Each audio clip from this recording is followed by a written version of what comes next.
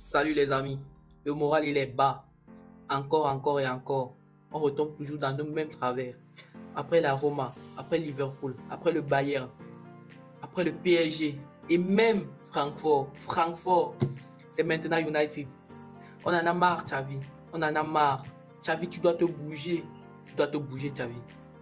Tu es venu pour qu'on gagne la Champions League, qu'on gagne l'Europa League si on la joue, qu'on gagne la Liga, qu'on gagne la Coupe du Roi, qu'on gagne la Super Coupe d'Espagne. Mais nous, on veut même rentrer même en demi-finale de la Champions League, mais pas en 16e de finale de l'Europa League. Alors dans cette vidéo, on va parler de notre élimination, de son impact sur le reste de la saison, de mes attentes envers Xavi.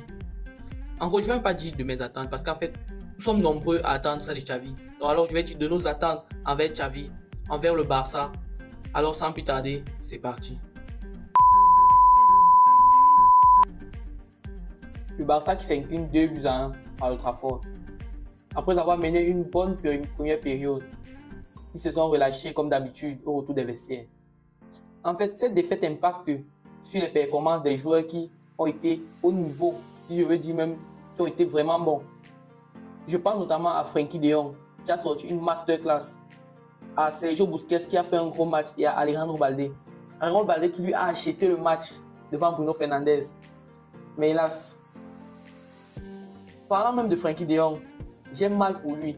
En vrai, en tant que supporter barcelonais, j'ai réellement mal pour lui. Parce qu'avec le potentiel et le talent qu'il a, il mériterait d'être dans un Barça qui tourne bien, qui joue la Champions League, qui joue l'Europa League, qui gagne des trophées. Et depuis qu'il est là, il porte le fardeau des éliminations. C'est vraiment dommage pour un joueur avec un si grand potentiel. Et Lewandowski, on dirait qu'on a acheté son sosie, qui contre Getafe nous met des doublés. Mais dans les grands matchs où on l'attend, où on veut le voir, il est inexistant, voire invisible. Il faut que ça change. D'ailleurs, on doit recruter son concurrent au mercato. Parlant de cette élimination, pendant longtemps on a eu comme excuse la colonne vertébrale vieillissante, avec notamment Piqué, Busquets et Alba. Mais à mon avis, en réalité, le problème ne vient pas d'eux, car le problème est bien plus grave. Ça vient même peut-être de l'institution, ou bien je sais pas d'où ça sort, parce qu'on dirait que c'est un problème mental que sportif. Et ça se ressent encore lorsque Xavi dit qu'il y avait des absents. Il y a des absents dans tous les clubs. À Manchester United, il y avait des absents. Eriksen n'était pas là. À Paris, il y a des absents. Au Bayern, il y a des absents. À Chelsea, il y a des absents. Il ne peut pas venir en conférence de presse et nous dire qu'il y avait des absents. C'est justement dans cette situation-là qu'il doit s'adapter et nous montrer qu'il est un bon coach, un grand coach. C'est d'avoir des absents et nous sortir une composition à la Pep Guardiola qui te fait gagner les matchs.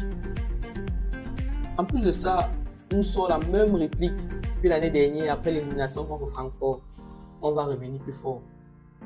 Mais si c'est ça, ça servait à quoi alors de faire 40 leviers économiques? Bon, ça franchement, moi, je sais pas. En plus, on a Rafinha. Lui, c'est no comment, fantomatique. Je veux même pas en parler. Whatever. Je sais pas ce que peut dire sur lui. Il y a de cela une semaine, je disais que non, il a sorti une masterclass contre Manchester. Je voulais le revoir. Mais maintenant qu'il est là, on dirait, je sais même pas. Cette défaite peut impacter négativement la Liga.